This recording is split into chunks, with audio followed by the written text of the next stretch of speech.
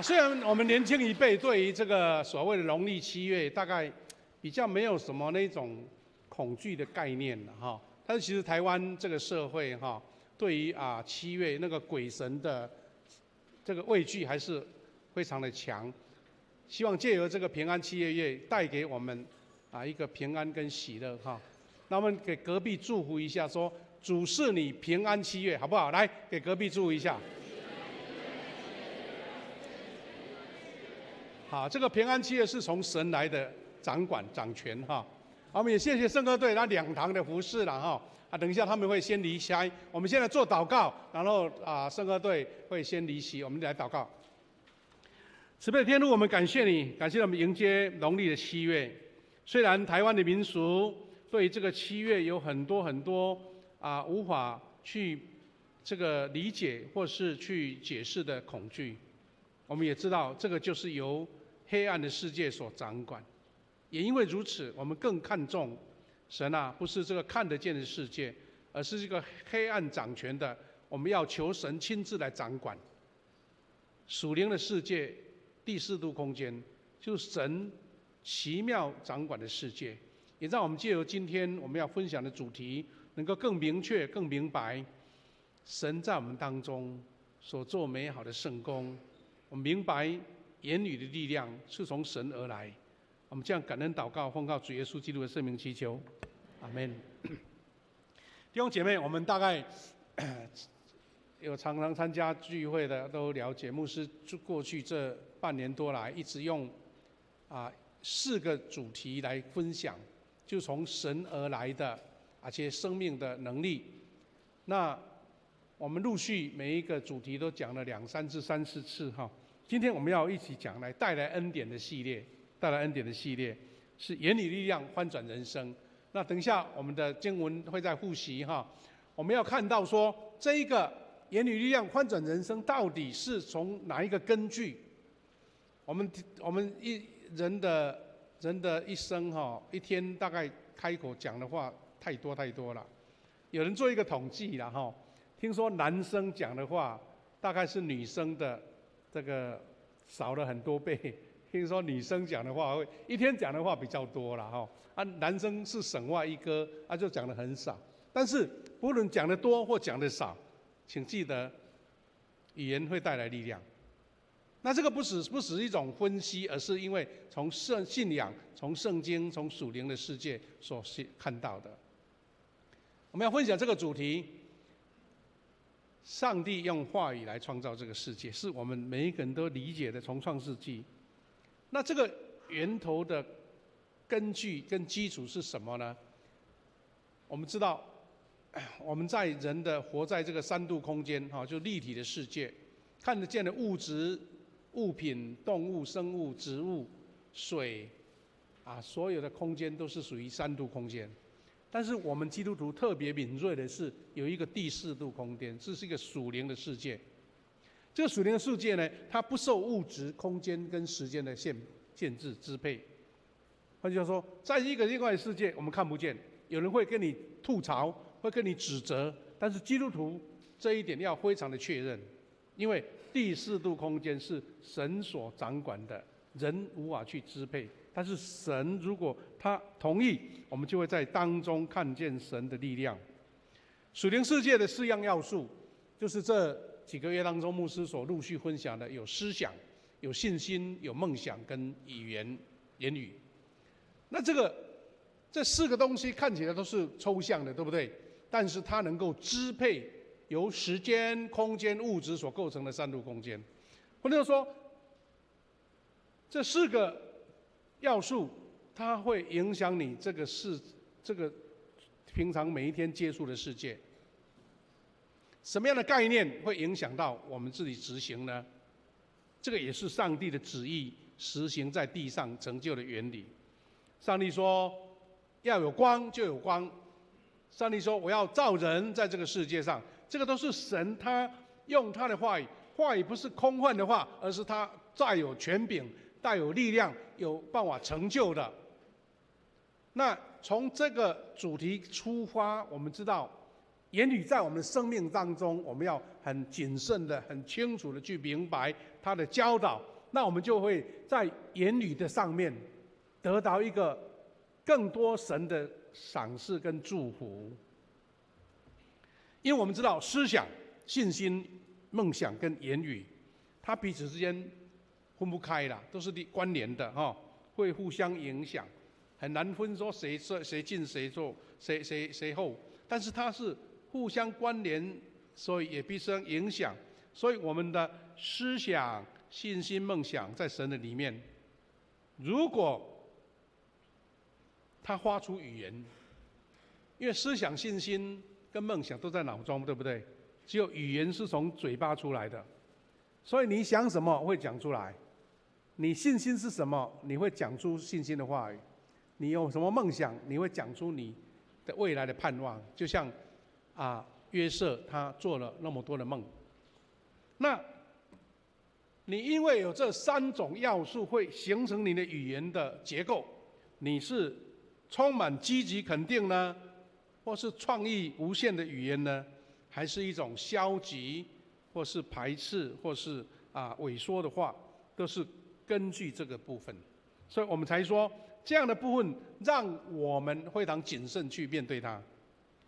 我们都知道上帝用言语来创造这个世界，使无变有，因为只有上帝有这样的能力，因为在他的话语里面充满创造的大能。弟兄姐妹，请你注意一下，你要做一个椅子，你要做一个家具，你没有木材，你没有工具，你怎么做？他是神，他是超越这个人的能力，因为这个是第4的空间的能力。第4空间显现出他能够借由上帝的话语，他能够创造这个属世的世界，我们看得见的世界，而且造得非常的美妙哈。我们知道这个世界充满了各样各样的可能性，各样的万物花草植物还有动物。那既然是这样，我们就很慎重地看见这个言语在我们生命当中产生多大的影响。犹太人呢，他们第一优先当然是希伯来圣经，因为他们不像我们还有新约啦。犹太人他们的圣经叫做希伯来圣经，就是旧约。除了这个旧约以外，他们最看重的有点像我们华人的四书五经一样，非常看重的一部经典叫做塔木德。塔木德在台湾也出了好多的版本哈，有人是把它摘要的，有人专门来怎么做生意啦、赚钱的哈。反正这个塔木德在犹太人的世界，他们的生活上就是非常使用的，常使用，而且他们演说话语充满了智慧的话语，有点像那个所罗门王的智慧的箴言或是传道书一样。那这个经典塔木德曾经讲过一段有关语言的话，非常让我们感到非常的警醒哈。他怎么说呢？语言的威力是什么？他说，言语虽然没有手，却能做手所做的事。没有手，但是做手所做的事。不能杀人，但是甚至超越杀人的限制，因为他手只能杀死周围的人，你手所及的，你的剑、你的刀，但是言语会杀死远方的人。我们都知道，有些人很喜欢看侦探片，对不对哈？当那个总部的指令一下来说，开始动刀了，那远方的那个间谍或是那个杀手就杀下去了。那语言的力量竟然是那么的大。他还说，言语如同剑一样，但是却比剑更厉害，因为剑还可以用手或是武器来挡，但是言语所发的骇人想象却是无处可藏。这是塔木德他们在提醒我们言语所带来的威力。好的是造就人，不好的甚至杀人这样子。所以我们才在读第一段经文的时候，给我们一个非常明确的一个教导。箴言18章21节，他指出了言语具有左右我们人生强大的威力。我们再读一下，复习这一句话，甚至把它背起来预备来，生死在权下。好，神呢借由这个话语提醒我们，生死哦，他不是讲普通的事哦，生跟死是在舌头的权下。那你喜爱他的意思是说，你用它好的是往好的方面讲，啊，如果不好的，你要领受它的果子啊，不好的果子。所以我们也常常看到哈，哇，这个反正这个话语的事情，我们常常听到了，一言兴邦，一言丧邦。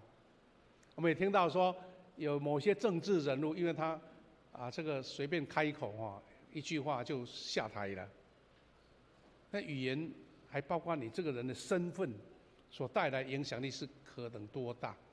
当然我们一般在家庭或是我们生活学校的教导说，你要谨言慎行，谨言慎行，也就是话不要随便乱讲。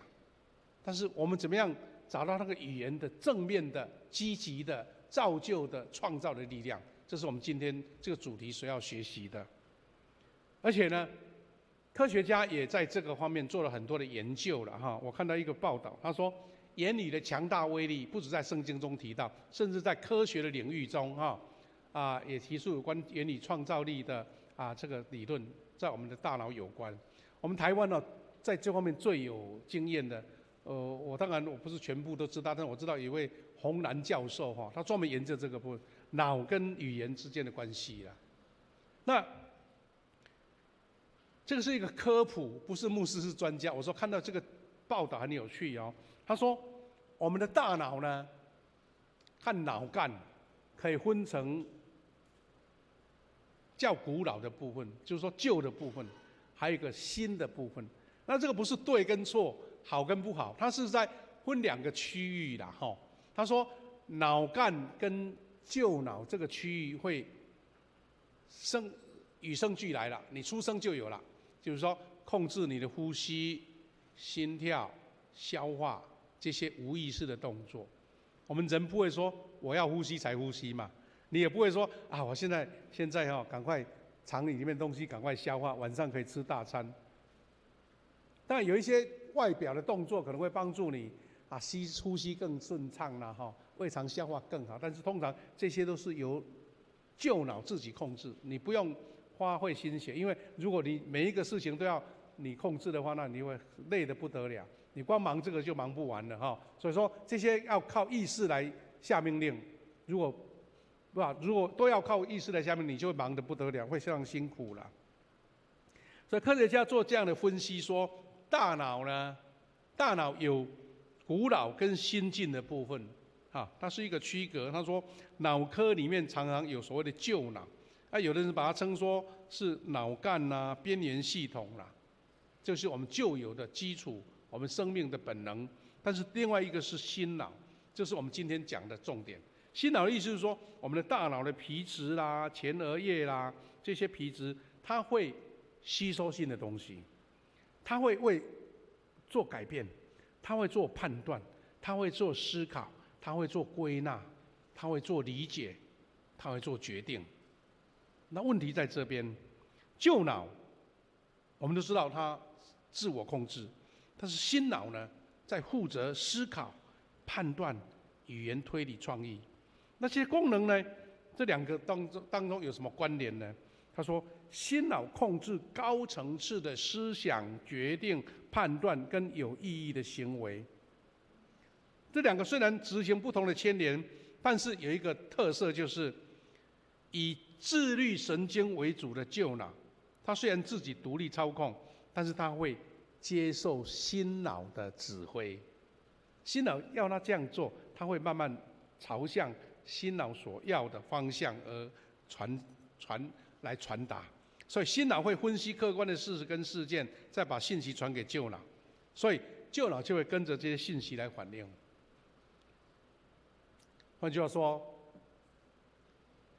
我们可能遇到一个地方，刚好在沙漠没有水，那新脑会跟旧脑说：“你忍耐一下，现在没有水所以要稍微吃苦一点，因为要等有个地方才有水可以喝。”我们冬天到了，新脑会告诉旧脑说：“我们身体要怎么样保护，才不会让身体着凉了？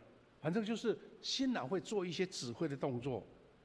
那我们看到一个非常让我们感觉很惊讶的事，就是说，旧脑它不会对客观的事反应，但是心脑传达什么信息，它会配合。所以，我们也可以用这个所谓科学的一个普遍的知识啦，看到说为什么我们会强调信仰。信仰这件事情确实会改变你，因为这是心脑所传达、所领受神来的恩典、智慧跟言语。所以在信仰分享当中看到说，原来科学它就这样子跟你解释了。所以基督徒为什么会改变？为什么我们说在主里面你就是一个新造的人？难道是空口说白话吗？是因为神给你的这样的指令，让你的行为改变了，让你的懒散的坏习惯改变了，让你常常消极这个没有自信改变了。对，因为有第四度空间神的恩典。所以弟兄姐妹，我们要做一个确认，就是不管环境多么暗淡我们手抓不住、眼看不见、耳朵听不到的确据，因为在主耶稣里面给我们一个确信。所以当你有这样的信仰、有这样的信心、有这样第四度空间正面积极的力量，比如说这个我要认真的做，要做就会得成功，我要试试看。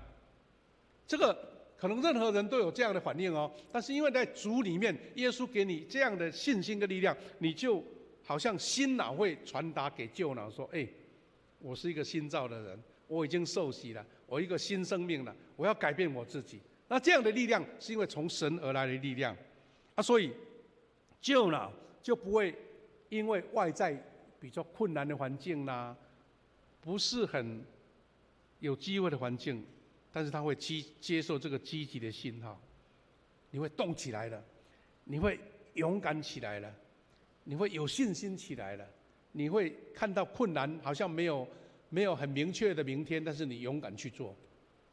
所以旧脑是人的本能，你我大家都一样，但是新脑会改变这个旧脑，所产生一个美好的一个改变跟进步。所以弟兄姐妹，我们接受积极肯定的信号的旧脑会分泌出当你新脑给他指令，他会分泌出心情好或是感觉很舒服这种很好的荷尔蒙。所以我们才说有人忧愁烦恼睡不着，这个也是你的新脑指挥旧脑，让旧脑身体状况错误百出这样子。因为这样子，科学的研究让我们知道环境如何，我们的身体会按照积极的肯定的心态，然后就会保持一个非常良好的状态。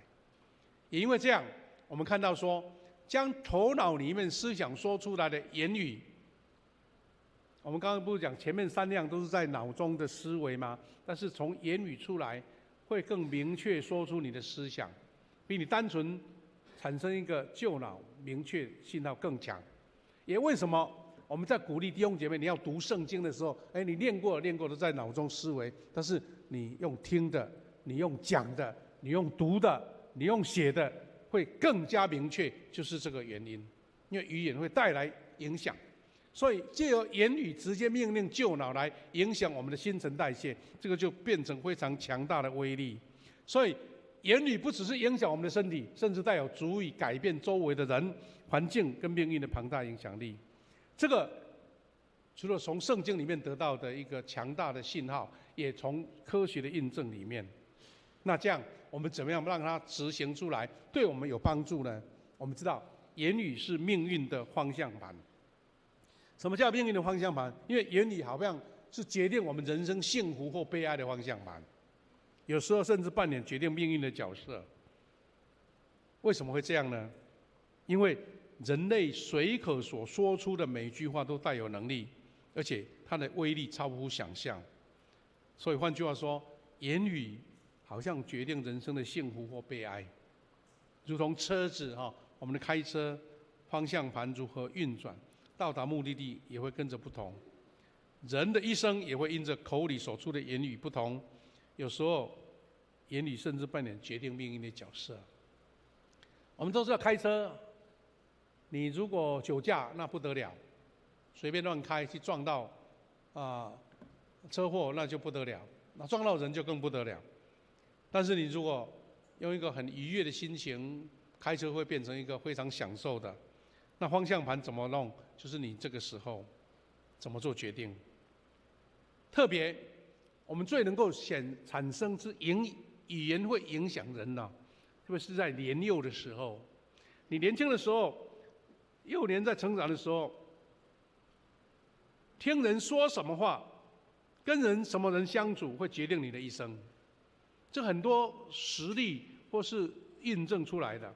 所以我们为什么现在学校刚好开学了，我们做父母都很想说啊，我这个小朋友的老师很重要哎，他是什么样的老师会决定我孩子的成长呢？所以好父母或是好老师非常的重要，也是因为他发现了子女或学生的长处，不断的鼓励，不断的成长，然后就会有美好的一个改变。这个也是有一些科学根据，因为有人专门研究行为科学的言语的，有一个效应叫做毕马龙效应了哈。可能我们在座有一些弟兄姐妹或是当老师的有这样的经验，有这样的学习过。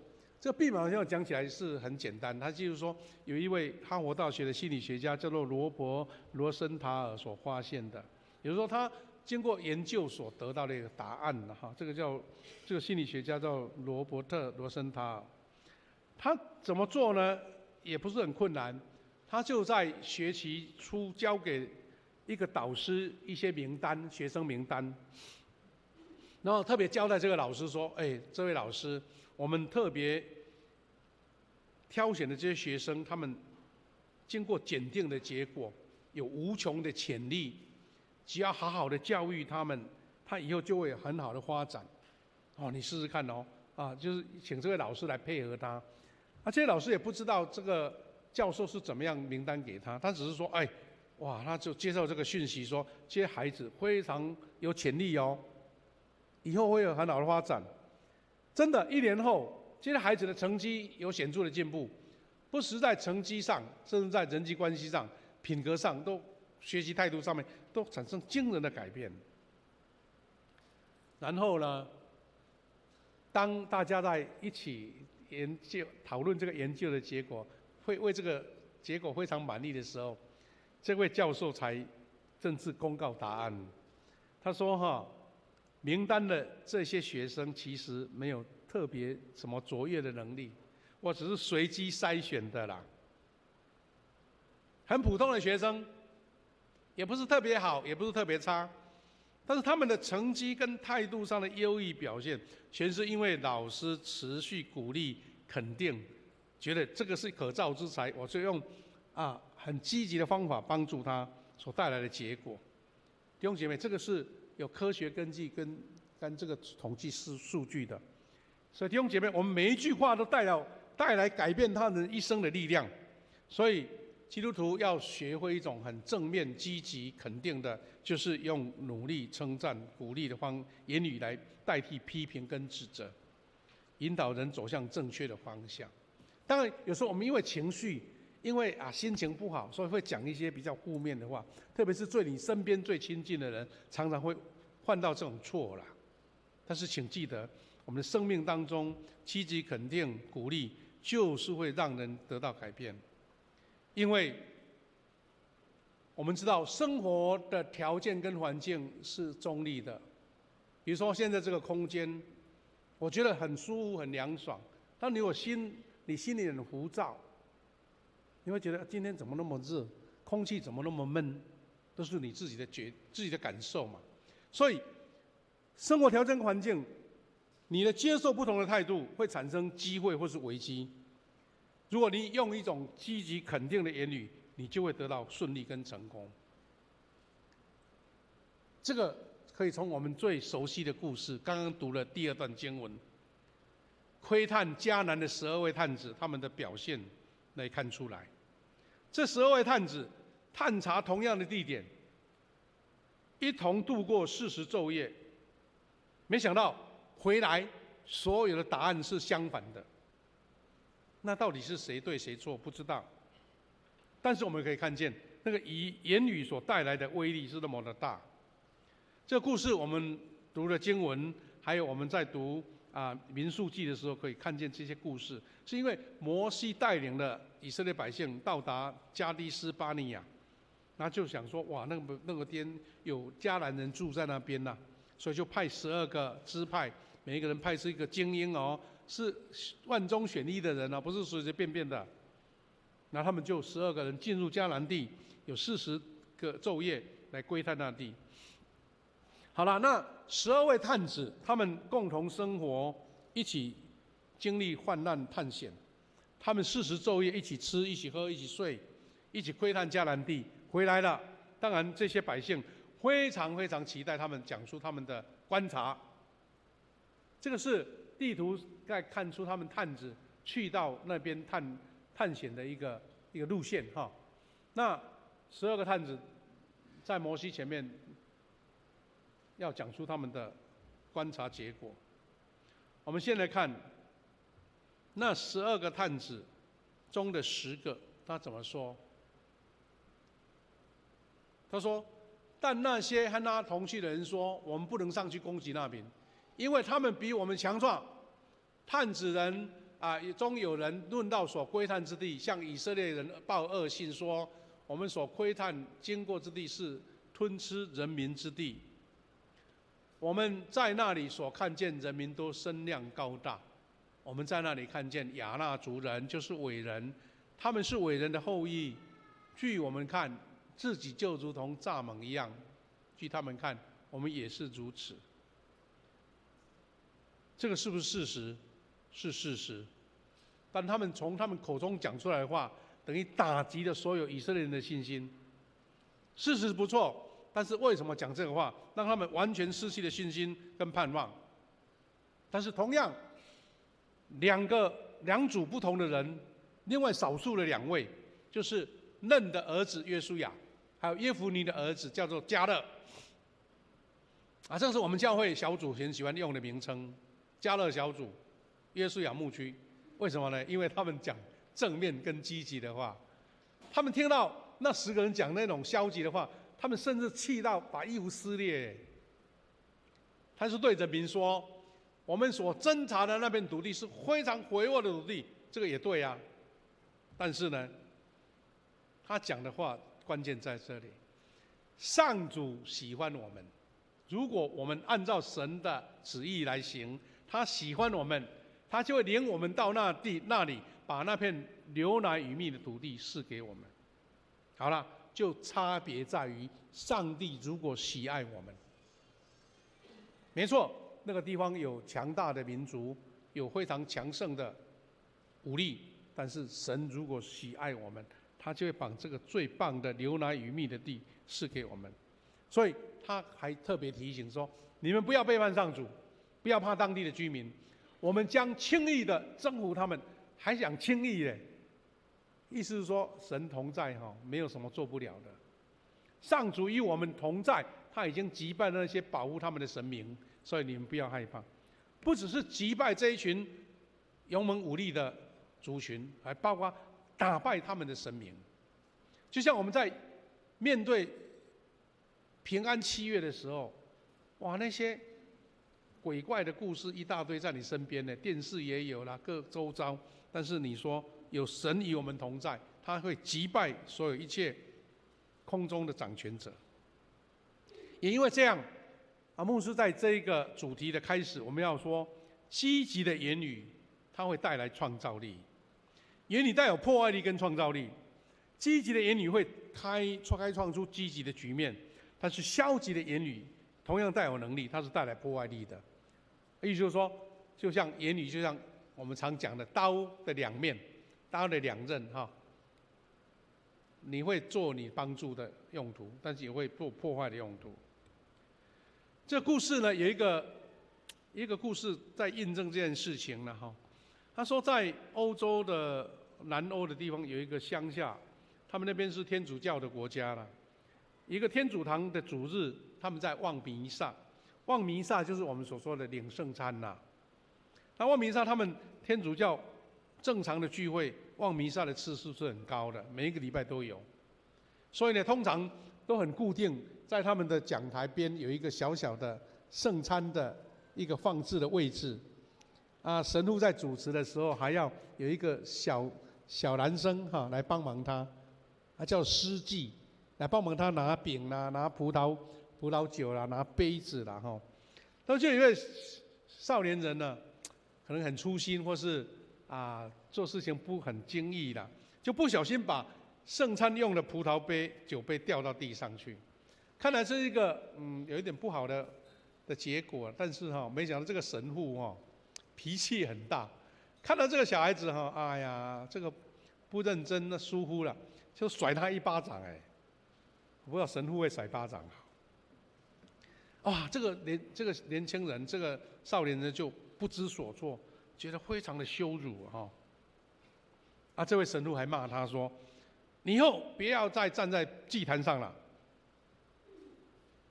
不要你了。”那看来就是一个生活上发生的小事被骂了就过去了。但是没想到这个结果是怎么样呢？听到这个话的少年人认为教堂跟神父还有上帝根本就没有慈爱，是一个可怕的地方。他就从此不来教堂了，离开神了。这个故事讲到是说，这个少年人小时候的这个经历，后来他成为就是在共产统治时候的一个南斯拉夫非常残忍无道的独裁者，叫做约瑟夫·迪托。南斯拉夫的独裁者，他们共产主义还没有崩解的时候，当时这一位，你看他的脸非常非常的严肃不得了，看到他会怕。这大概是从他传记里面才看得到吧。小时候被神父甩一巴掌，变成一个独裁者，残忍无道。南斯拉夫在那个时候被统治的时候是非常非常的艰苦的。所以我们也看到说，人听到什么语言我们常听到一句话，我们特别是在心灵医学方面有一句话叫做内在誓言，有没有听过？内在誓言。但是这个内在誓言如果是负面的，你会为了完成一件事情，你会不计手段去把它完成。我们常常看到一些连续剧或一些故事，不是有人一个内在誓言吗？他说：“我小时候穷得不得了，我一生就是要赚钱。”这个就是内在誓言，因为他经由不同的外面的刺激，让他产生一种内在誓言。但是那个誓言如果是造福人群的，他就是一个成功的祝福别人的人；但是如果没有，可能甚至成为一个刽子手，或是一个独裁者。但是同样一个故事，另外一个在另外一个教堂，有一个少年人跟这个迪托一样，也不小心把葡萄杯掉地上了，但是神父却给他安慰，还给他鼓励，因为这个小孩子承认自己不小心错误了，所以神父就给他说：“你勇敢承认非常得到他受到赞美。”这位年轻人对教会就产生很大很大的感恩的心，后来就成为美国一个非常知名的大主教，叫做若望西恩主教，在美国产生一个很有影响力的主教。那同样一句话，同样一件事情，但是碰到不一样的，产生不同的结果。那人生真的是语言所带来影响多大？最近不知道大家有没有听过一个故事啦，一个新闻。我们前几个月不是刚好这个应该是属于叫做甄试嘛，有一个台中的男生高中生好厉害，他连续考上4间医学院，哇，变成一个风云人物了。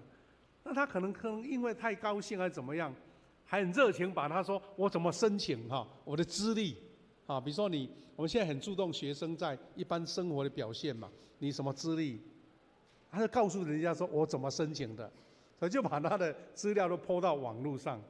没想到有人就是你知道网民酸民一大堆，然后就开始指责说你根本不是像你讲的，哇，一骂出来不得了了。原先他只是讲说，我其中一张奖状是我成为一个最佳辩士，这个只是一个荣誉嘛。但是他讲说，你不是这样了，是其中一项表现好而已，不是全部的最佳辩士。就是因为小小的写的错误，他只是要分享给别人说，我们的学弟学妹以后你要申请，这个方式很有效哦。没想到，因为舆论的压力，世间医学院就把他全部除去名字了。好了，那怎么办？听说这个学生哇，遇到这个网络那么大的攻击瘦了7公斤，但是他用35天把医学院考回来，要来我们成大医学院读了。这个男生我不知道会不会成为风云人物了，还是说会低调，不让人家认出他了他在前几天在那个网络的这个访问节目，他这样讲。他说他妈妈讲了一句话，让他决心改变。他妈妈说：“那你曾经做过的事情再做过一次，你会很难吗？”妈妈用积极肯定的话，让他剩下35天，赶快从头复习3年来所读的。然后在前几天放榜，他说考上了成大医学院，比他原先推甄考上的世间医学院如果从排行榜应该更好。那他是因为妈妈给他一个肯定的话语，他调整心态，就得到新的一个结果。那真的是很让人家感到不简单，一句话，妈妈的一句肯定的话，让他能够安心下来学习。所以箴言6章2节他这样说：你就被口中的话语缠住，被嘴里的言语捉住。什么意思呢？我们人常常讲了一句话，但是那话会绑住你，你的承诺会变成你的一个困扰。所以我们有时候会提醒做父母亲的，不要先做承诺。这个暑假我带你到哪里玩到最后说抱歉，爸爸忙抱歉下一次。有时候你觉得不经心的讲了这句话，孩子多伤心呢。所以宁可先不要承诺。那换句话说，箴言老早就给我们提醒了，这个台语的现代语文就讲得更清楚。他说，你自己讲的话会被你的话把你套住，被话把你缠住。那所以我们说讲话要非常的小心，但是讲积极正面的话，会变成让一个人得到鼓励。所以最后牧师要邀请大家一起思考这个，因为我们刚刚不是讲吗？言语就是一个我们意识上表达出来的，但是要形成一个习惯。我们不是有人说要改变一个习惯要21天嘛，对不对那你怎么样把正面、积极、创造性的话成为你生活中的习惯？我们互相教会有时候会提醒大家说，我们互相教会的弟兄姐妹要成为一个口甜、脸甜跟心甜的人。这个不是口号，是你要慢慢操练你自己。所以鼓励大家，每一次你到礼拜堂的时候，我们到教会的时候你就想到说，我要至少讲3个人鼓励的话、赞美的话、肯定的话、鼓励的话，这个是会感染的你这样讲，别人会跟着赞美，会跟着鼓励，会跟着祝福。所以弟兄姐妹，人类是唯一按照主的形象所造的，所以就像上帝他借着言语来创造世界，这个话语是带有惊人的创造大能，这个话语会成为你生命中重要的遗传的因子。所以我们更小心，因为我们天天跟家人在一起，你不经心讲了一句